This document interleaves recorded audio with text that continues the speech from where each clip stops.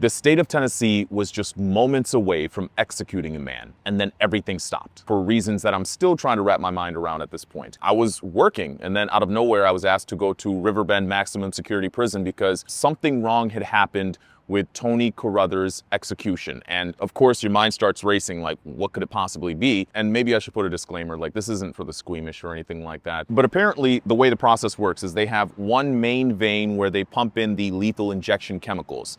And then they need a backup vein in case the original one doesn't work. So they put the IV in the first vein, but they couldn't find a backup vein. Carruthers' attorneys said they were poking around for about an hour trying to find a vein. And during all of that, Carruthers apparently was wincing and groaning, making sounds and such. And people who were there described it as, quote, horrible. So what ended up happening is Governor Bill Lee put a reprieve on this execution, which just means that everything has been put on hold at this point, and that will last for at least another year. Now, if you don't know much about Carruthers and this case, this is the same man who was sentenced to death for the 1994 kidnappings and murders of 3 people out of Memphis. Over the years, many people have questioned the case itself, but now we have a lot of questions over the execution protocol. So right now, it might be too early to tell if there are going to be any changes to this protocol and what that might mean for the future of executions here in Tennessee. As always, I'm curious, what do you think?